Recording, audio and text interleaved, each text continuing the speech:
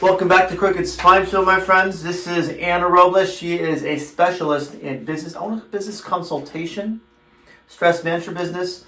Let's see a couple things here. This is my biggest thing is what I want to pick her brain from is, as business owner myself, we're coming out of COVID now. We're getting, at least in California, I know other parts of the country and world are still getting crazy, so we pray for them. Is how do we get our businesses back on track and now grow with the growing need for our services? And what Ana does is she helps us business owners not stress out and gives us clues and things how to set goals, have a proper mindset, look at your overall, if you want to call it, system in your business to get yourself back to normal and hopefully grow with the growing demand for your business. And that's the plan. All right, so Ana, nice to meet you. Nice meeting you, Anthony? Yep, Dr. Tony. Or Dr. Tony. Dr. Tony Anthony, not Mr. T. That's some other guy. Oh, yeah, no. Some other guy. Okay. So tell me about yourself a little bit. Tell me about your background, how you got into this.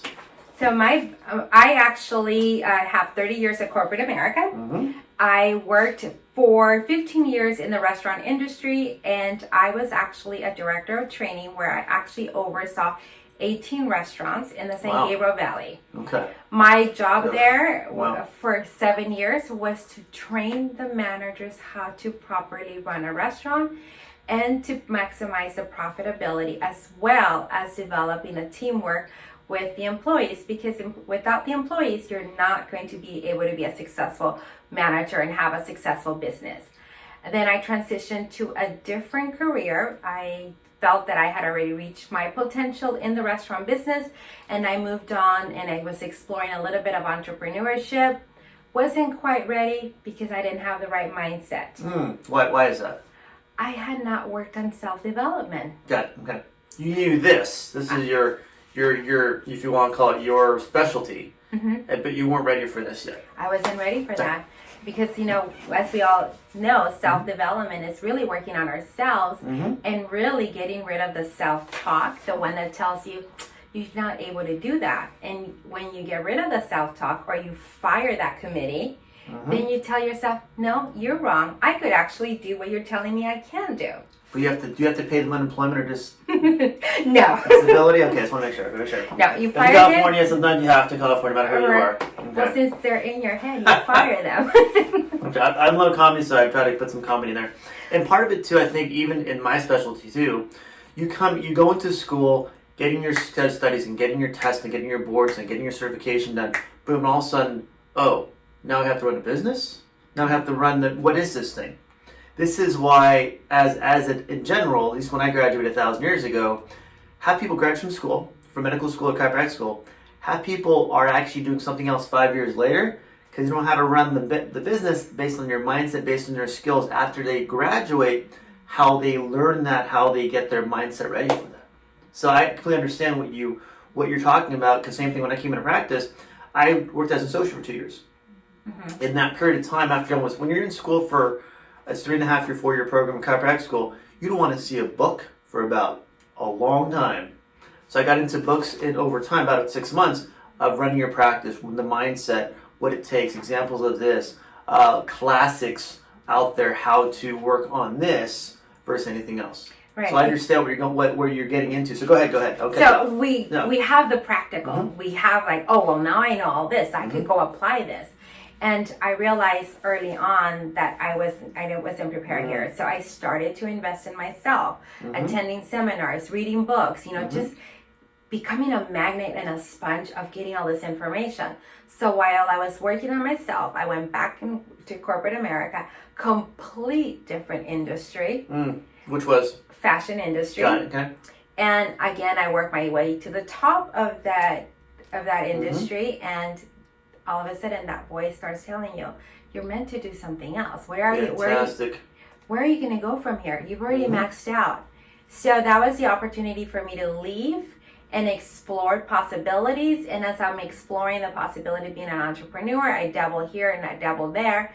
Yet it wasn't what I was really fulfilled until I came across neuro-linguistic programming. Okay. I started peeling the layers of myself, realized that all along I really want to help people. With all the skills that I have. Okay. So I took neuro-linguistic programming, became a master practitioner, I get to use those tools with my clients. Wow. To help them fire the committee that's in their head, help them become the best version of themselves, give them the tools that I now have. Good. And explain what that is.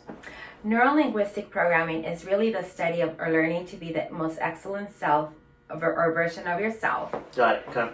Through the linguistics, through the words that we say to ourselves is how we program ourselves, which are then attached to us neurologically. So we get to reprogram ourselves, get rid of the things that don't serve us, like the negative stuff, the limiting decisions, the self-talk, the things that we learned along the way in life, where I like to use the analogy of a baby. We all seen a child grow, when they're so cute, they're so excited, they want to explore the world, they are fearless. They want to start, they're going to start crawling, and they're crawling all over the place, and they start to get up, and they're like so excited that they're standing up. Guess what? Adults come along, you're going to fall. So what do? We start to instill fear in people. So that's the programming that has been instilled in us human beings unconsciously, because we were being protected by those around us. Yep. And so as we start reprogramming, we start removing the fear that was instilled in us so that we become the best version of ourselves. Go back to almost your childhood confidence and positivity. Absolutely. Self-confidence. That's my goal. It's amazing. And what makes us turn into that doubtful person, that if you want to call it that feared person? What's on average, I guess? Yeah. It really is the programming of our environment. Okay.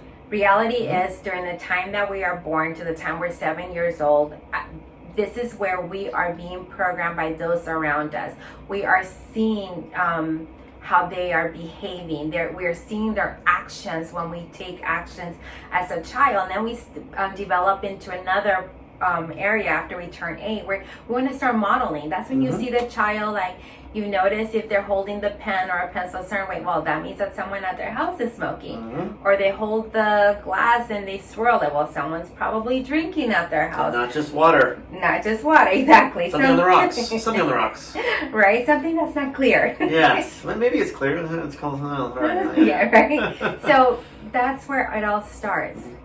And then with that, when you talk about reprogramming the body or the mind, how long does that normally take, or is it per person? It's actually pretty quickly. It's about having a conversation and then figuring out where that situation started. And then it could be 20, 30 minutes, an hour, depending on the person. And a lot of it is once you have that positive mindset, and then it goes into your business, correct? And this is for people that are office managers, that supervise employees, that are actually owner itself. It's for everybody. It's for everyone. Good. And once you have that positive mindset, how do you now transition from someone that, for example, knows their experience, knows that they're a good chef, knows that they're good at for example, making clothes and have good quality clothes, to someone that runs a business of doing that? So what I actually like to do in my practice, I like to be able to have a conversation with them. What are your goals? Okay. Where do you want to go? Okay. Why do you love this? So then they start telling me what they want. Okay. So then I start crafting or designing their success. If they want to work with me, this is the first steps we gotta take. Good. It starts with their mindset and what they want. And when you talk about mindset, we'll jump to that first. What does a mindset of a business person in general have to start with? And this is someone like, for example, been in business for maybe 3 or 4 years or so, they're doing okay, but they know they can do better. What is there something you're going to work with if you want to commonly with someone with that, they've kind of hit a wall? What kind of questions do you ask them to see where they are in their mindset?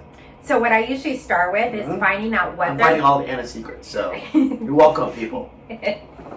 So what I usually start with is really finding out what they want. Okay. What are the goals? Okay. And then I actually start asking questions based on how the predicates based on what they're answering. I want to know how they think and what they think. Got it. Because then that will let me know where I can start shifting their how and their what thinking. So if they're still thinking in that, or if you want to call it answering you in that fearful, doubtful, negative tone, or have questions here, okay, how do I now adjust their thinking to do this? Got it. So I want to get to the root of the problem.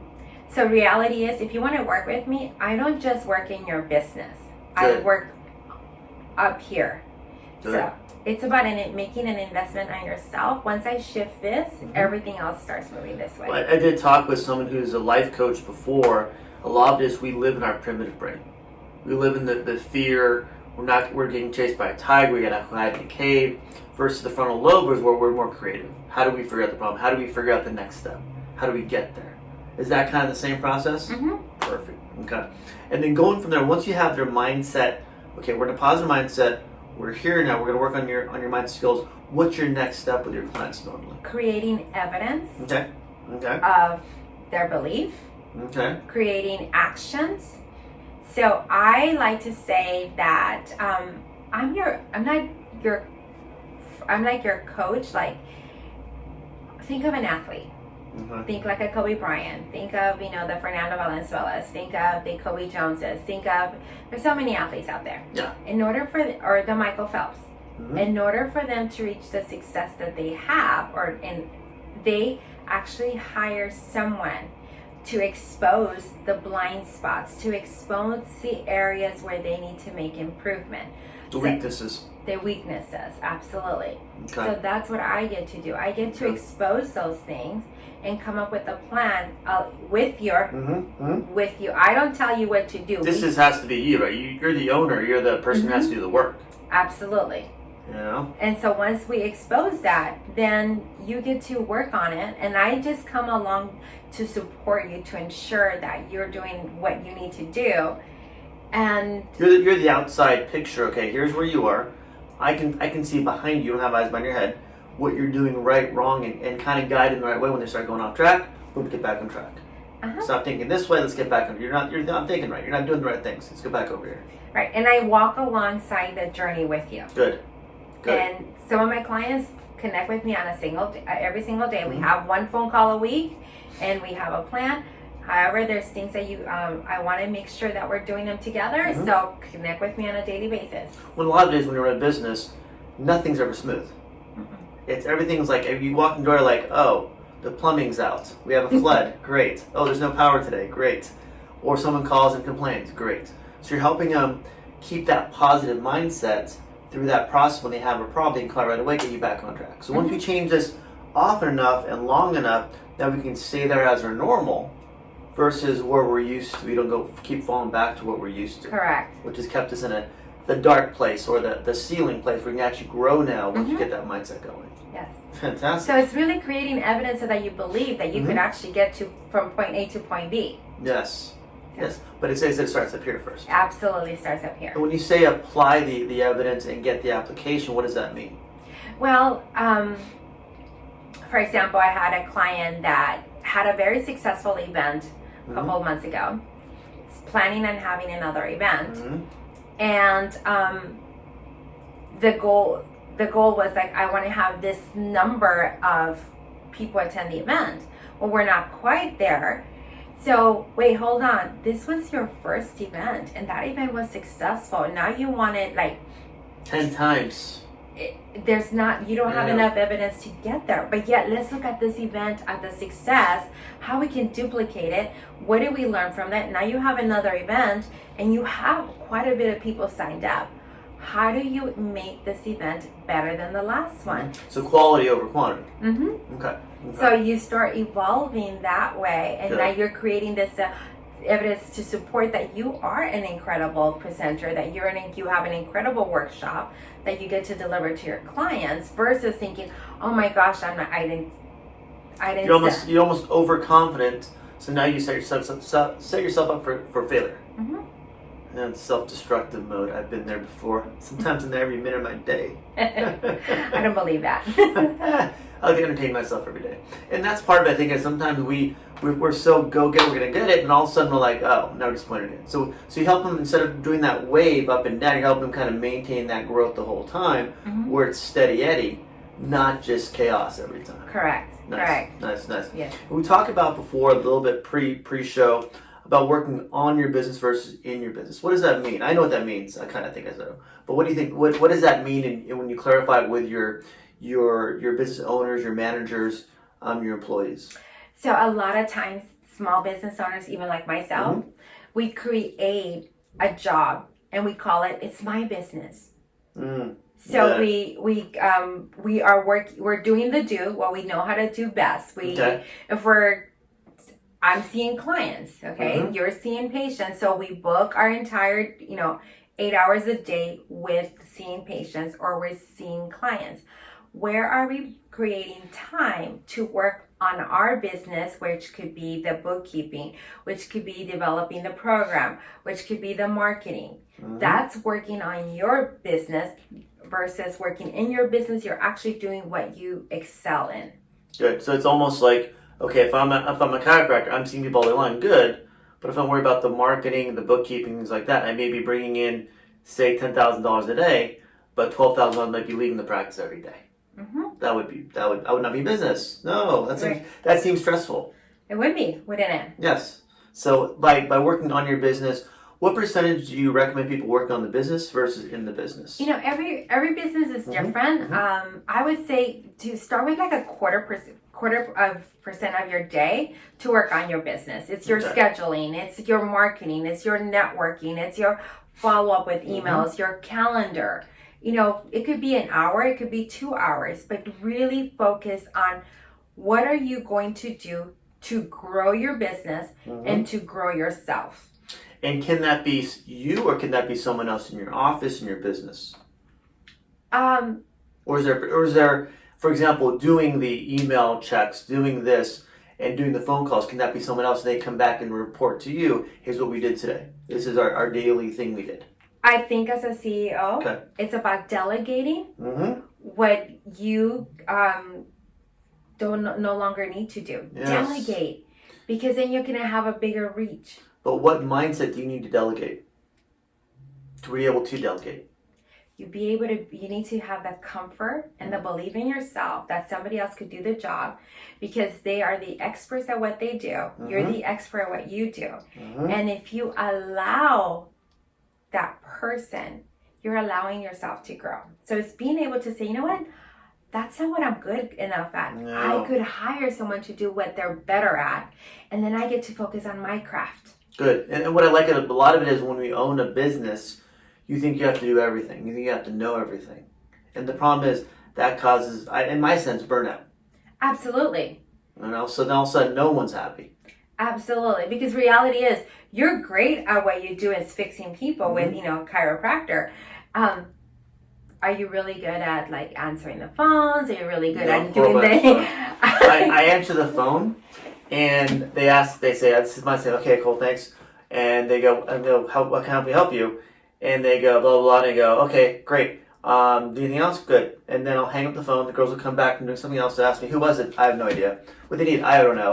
What they call back? I have no idea. So again, when being a specialist, be your specialist. But have the faith and trust that someone may not do it as well as you, or as you want to do it, as Dr. Tony wants to do it, but can do it their way to get the results. Absolutely. Good. And that's where we have to look at what processes and systems do we have in place in our business. Good. And evaluate it. Reality is, everybody's very unique and they all have very special talents. So maximize their talents so you can maximize yours. And when you do that, you foster an environment of teamwork, you foster an environment of growth. And as the team grows, not just the business grows, whatever it is. Let me check my camera real quick. One thing, I just want to put so I can see you too. There we go, better. Okay. I was looking at the side of your head and that's not you talking, it's your head.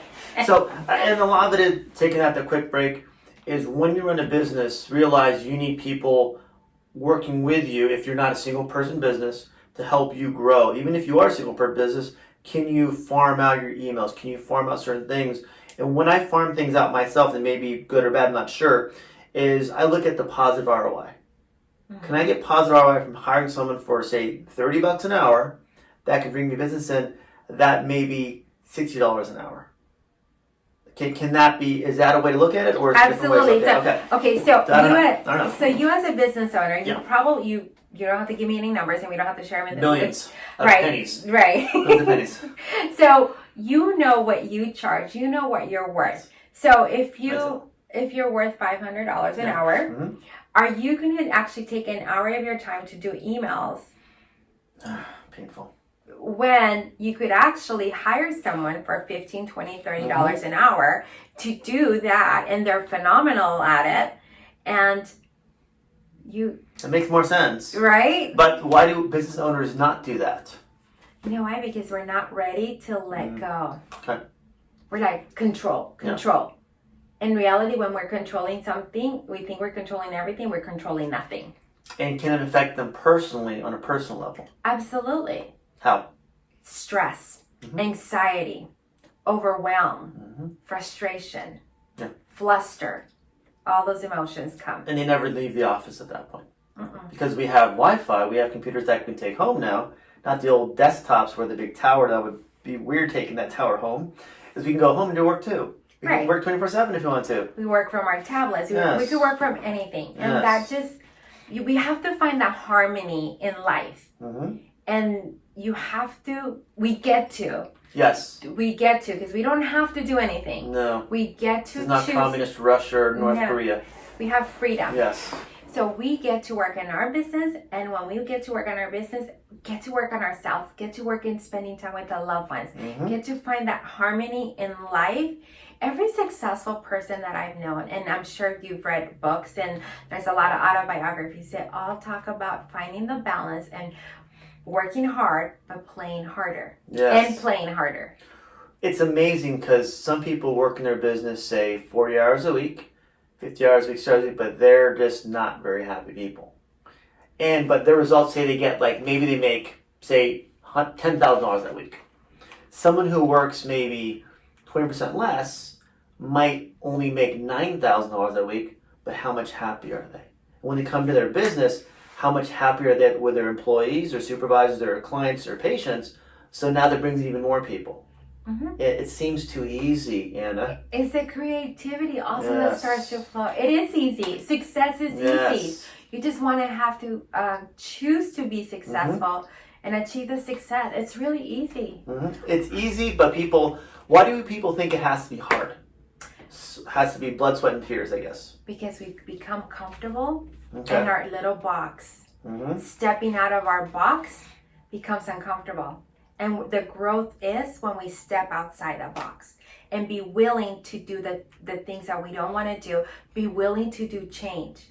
Change is scary, but change is also phenomenal and amazing because it could take us to where we want to go. And where do we want to go? We want to create community. We want to create growth. We want to create a different environment because we get to leave a legacy behind. Our kids, our nieces, our nephews, they're all watching what we're doing. Yes. And a lot of it is when you're talking about that, I tell my patients to change physiologically, mindset, be less stressed, you have to be uncomfortable. To do the work, to actually get to where you feel comfortable at a different level. And when you're starting to feel uncomfortable, that means that you're actually growing. Good. The comfortable, I say, so you play struggle or work, so it's exciting to be uncomfortable. That means you're changing, you're growing. Absolutely. Hopefully not more gray hairs like me, but more of actually getting you're becoming more experienced in the next step of doing something better for you and your family, just being happier. And as I get older, it's not how many dollars in your bank account, it's how happy you feel. Absolutely. It's amazing. It's amazing. Wow. You magnetize. You become a magnet. And a lot of it is, do your businesses feel, what I do is, the more I help people, the more I want to help people. The more you're involved in the community, the more you want to be involved. It should give you joy to help somebody else. And with work you do, with people that you work with, what is when they say, okay, I've worked with you for a long time, this is what I've gotten out of it, what is their result? Actually, they tell me, can I continue working with you? Our contract is over, and I will actually say, you know what? Our contract is coming up for in about a couple of weeks. Where do you want to go? Can we just continue working and renew? Yeah. That's what they say. Why? Because of the results. Because I tell them at the very beginning. Yeah. I'm going to be an expense for you for 2 to 3 months. I promise you that within 6 months, I am going to be an investment to your business. Good. I love it. little twisty. And I prove it. The results show. That's the plan. The results show that I get clients that it's only been a few months and they're like, I've already doubled my income. Yeah. Or I tripled my income. And I'm not working triple the amount of time or stress. Isn't that the key? Quality of, if you want to call quality of work. Yes. And we talked about too before is setting goals for you and for your employees, for people around you. What kind of, how do you have that formula to set goals? What's your goal setting formula? S.M.A.R.T. What do you mean? You know, be very specific. Okay. Be measurable. These are what's it called, an acronym? Yes, I got the right word. I'm horrible English. And now acronym. Okay, so SMART. So it's specific, measurable, and now I can't remember the rest. I threw her off. What's the A stand? I don't know. Attainable. Attainable. Okay, got it. And then Smart. R is for recovering your knowledge in your head. I don't know. I just went blank. We'll come back. But when we're talking about what is SMART, when you talk about that, what do people struggle with the SMART? People struggle with being specific. What do you mean? So people say, I want to earn $1,000. I want to earn $10,000. Well, how specific is that? How are you going to earn those $10,000? What is it that you want to do? Well, I want to see more customers. Okay. So you kind of like backtrack the whole way from $10,000 or $1,000 to how do you get there? What do you do to fine tune those little things, these steps you need to apply to get to the $1,000? Correct. Okay. So it's really about being specific and being measurable. When are we going to actually reach that? What is the deadline? And how are we going to measure that? So setting deadlines, what do you call it? The deadlines, or would you call it something I else? actually like to call them your due by date. Good. Not your expiration date. Not your due date. Okay. Your due by date. Nice, perfect. Look at those little things you figured out. It's trademarked. I should, right? Yeah, I would. Make money out of it. I need to call an attorney now. Yes, in California, it's all like 5 attorneys. I don't know. And with your program, do people feel like they can kind of slack until the due by date, or they go like, no, I got to start now? Okay. They got to start now. Okay. With both businesses, they know what they're doing. They have the skills. What in their business do you look at as a common weakness in their business that doesn't allow them to grow? It really comes down to mindset. Okay. It really comes down to mindset. I have clients where they have a picture, they know where they're at, and they know that this is where they want to go. They're here, but they want to go here. So they're stagnant. So it's really comes to over here because now it's a self-doubt, the negative thinking, well, I'm afraid of making money, or I'm afraid of losing clients. It's like, well, let's reframe that. Let's figure out what it is. Why are you afraid of it? Oh, that's sad. Yeah. And when you say afraid, it's almost a limiting belief of what you're doing, right? You set yourself ceiling for that way too. What is a better way to rephrase that then? It's every single client is different. So I need to know how they're thinking and what they're thinking in order for me to help them reframe it. Good. So it's almost okay. Once I know what you're doing, I can adjust your thinking. So now if your thinking changes, then your mindset changes, and then your action will change. Right. And I love to see their aha moments where like, there it is. That is, to me, that's priceless. They go, oh, now I know the mindset to do what I need to do. Beyond mindset, what's the next thing that kind of lacks in a company's, if you want to call it, or there's a need to change or improve versus their mindset? What's number 2? If you don't have the proper or the right mindset, it actually triggers the entire environment. It's a domino effect. It's a domino effect. So when you change your mindset, when you start showing up different, people around you are going to see it. So if you show up with a negative, you think you're positive, but you're really saying things that are the contrary. You're not congruent. Things are going bad. Things are going downhill. Guess what? Everybody around sees it. Like, great. We're all in fear now. And they're like, oh, here he comes, or here she comes. How's she going to say things? What is she going to do? So you start to create a different environment where people are not happy or not comfortable. when you start showing up from the place of excellence, when you're thriving, when you're like happy and you're creative, you engage everybody, and they're like, you magnetize them. They want to be a part of you. Like, how are you, Dr. Tony? What can I help you with you? They just want to be around that new energy, that energy that you're exuding. Good. And when you're looking at that as a way to, right now, with people growing their business and getting to a different point, how do you look at hiring someone when you're the business owner or supervisor manager? How do you reverse that? Okay, now I have this mindset, I have a reason to grow, I know what I want to do. With Anna on my side, I know I can get there, but now I need employees. How do you now interview or attract employees that can have the same mindset or grow into that mindset that are moldable? So what's your mission? What's your vision of your business? Okay. And we need to make sure that this employee that you're bringing on board aligns and it's congruent with your vision and mission statement. Okay. You also need to look at their skills. Are they aligning with the job?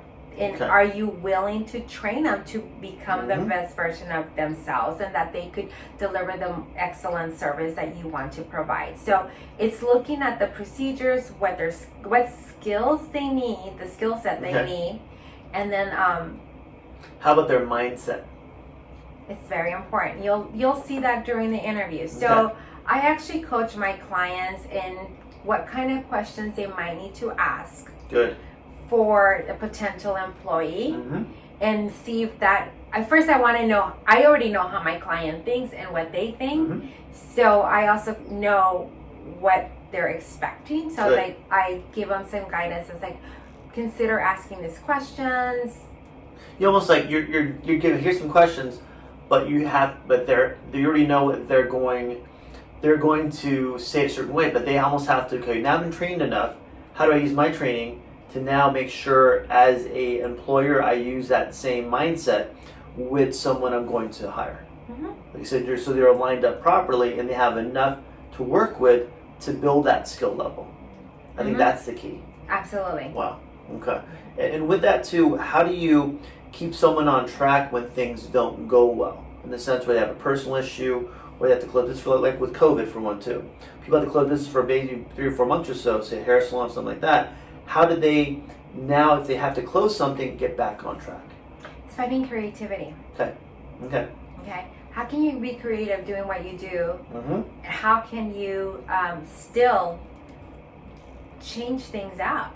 You know, it could be, for example, a makeup artist.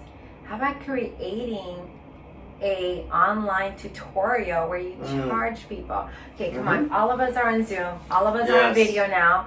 And we all want to look good. So teaching people makeup on how to put on makeup for camera versus makeup for everyday wear is different. I'm pretty sure people on is it TikTok, Instabook or Facegram, all those social media, people are making $1,000 a day doing that already. They already figured it out. I had a patient come in today, me and Serendipity. He is male. He quit, I think it was FedEx UPS about probably 12, 13 years ago to start doing stand-up comedy on his own. He's like, you know what, I'm done with doing this other stuff. I saw him at Flappers in Claremont about his first show, went there, boom, he was great. Now, and he started the last 5-6 years or so, started doing clean comedy for corporations, for schools, and huge, right? But it's all in person. COVID hits, what happens? Bam, no more in person. So he figures out, I'm going to start doing stuff on Zoom, and now he's doing even better because now he moved out of state. He lives somewhere else now in Colorado. Great guy, Mel. We'll probably see the show later. And now he does the same thing on Zoom with 10, 15 employees, with teachers, with students, with one-on-one with his group of clean comedy people. They get together and do the show for these people. He has, even when things open up, he has a second set of income to do it on his own, in his own little house, on his own. I'll use Wi-Fi. But he figured out how to pivot in when something does change. And that's exactly what I was going to get to. It's about pivoting. We scripted before, we practiced before the show. Right? Yeah. And when we pivot, how do we pivot? You have to pivot with a good mindset because it's going to be stressful. I call it exciting. It's going to be exciting. I like to say exciting too. Exciting. You know, at that point, that's what my therapist said. You know? So you either stay here or you stay here. Which Yes. one do you want? Yes. Do you want black and white or do you want color? I love color. So do I. You know, but why do people not succeed to get there? Why do people, if you want to call it, not fail, but give up the mindset to go, that's too hard? It's easier to hear that self-talk that says, you're not good enough. There's no way. There's no way you're not good enough. Wow. And then how do you, I'm not saying how do you do it again, but how does someone get out of that, and what's the best way for them to start if they can't reach you, Ana, to get themselves motivated for the next step? There's so many things that we could do. We could start with gratitude. I think that's the most important one. Huge. It's huge. Gratitude. Journal your gratitude in the morning. Good. I learned from my mentor at setting the alarm clock at 12:34. 1, 2, 3, 4. Okay. What I'm grateful for.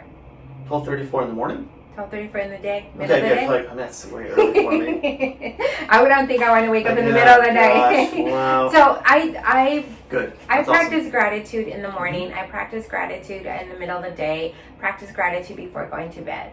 When you practice gratitude and you really come from a place that you are really grateful for having a bed, having a roof over your head, or even being able to drink clean water, what do? You attract more of it.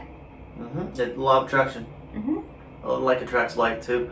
And when you have that mindset and you practice that, you're going to have a different way you perceive people, perceive challenges, perceive things that may be an obstacle that really is, if you want to call it, when you trivialize that obstacle, that stressor, that struggle, I don't like to use the word, but that struggle for some people, at that point, okay, now if I trivialize that, how do I get over it? You almost turn on the frontal lobe to go, okay, now, how do I get creative to get over this? How do I pivot to what I can do versus what I can't do anymore? Wow. Yeah. Well, all right, I learned a lot today. Good. And besides your work as a consultant, what else do you like to do? What else? Because I know you're involved in the community a lot. What else do you do? Well, my business is consulting. My business is also about teaching people to be the best versions of themselves through different programs that I offer. I love hiking. Good. I love traveling. I'm glad that they're lifting all the restrictions. Awesome. I can go explore the world. I enjoy cooking. I enjoy spending time with my loved ones, my nieces and nephews, my family and so forth. Good. And also, what are you involved in community nonprofits in the area too, in Upland or in this area? Catholic Church, spending time. I support the different nonprofits. I'm a member of Team Referral Network. Okay, got it. So the chapters, and I'm a director as well because I love people and I love helping people. What is a director of Team Referral Network? I get to build chapters, bring the community of business entrepreneurs, teach them how to network, teach them how to create their commercials so that they get more referrals, more business. Good. So each chapter sponsors a nonprofit. So because I have 8 chapters, I support the different nonprofits. The Lions Club, Chino Hills, the Bonita Unified School District for one of my San Dimas chapter, and so forth. So I'm very involved with helping everybody out. So you're involved in only as their consultant, but also getting their business and up and grow. I don't have so much time in your hands. It's crazy. Anything else for your first show at the Crooked Spine Show? What do you think? How'd it go so far? I've enjoyed your company. Okay. I love your sense of humor. Sorry, I don't know. There. Well, a lot of it is I want people to understand is if there's always stress in the world, right? It's how we respond to stress. How do we make it, a challenge?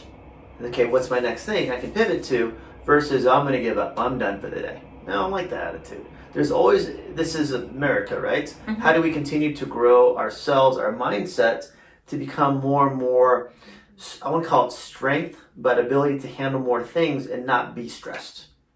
My biggest thing is stressors are always around us, but can we handle that? Can we be strong enough mentally and physically so it doesn't affect us physically and mentally to bring us down? What can we learn from it? What's that? What can we learn from it? Exactly. Every stressful situation is really a lesson for us to learn. And how do we, if we take that lesson, it's going to go away.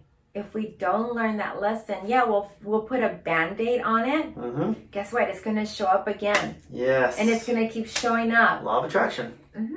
So stop putting the band-aid on it, learn the lesson from it, and you get to grow and move forward. Yes. I think a lot of it is when people, they can't see it. So you're almost getting in there and helping them understand how to get through that. And next one, and next one, and next one, until they go, okay, now I got this. You're helping them take the training wheels off. Absolutely. It's amazing. Yeah. Anything else for your first show? I've enjoyed it. Thank you so much. Absolutely. Thank you for having me here. I appreciate it. Thank you, and thanks for watching, guys. We'll set this up, and again, I put in my show notes, don't put it right now. It's her contact information to contact her about your business, of joining maybe Team Referral Network 2, getting your business off the ground, getting your business to grow, getting your mindset to grow, become better for people around you so the community sees you and wants your services. Thank you guys for watching. Thank you.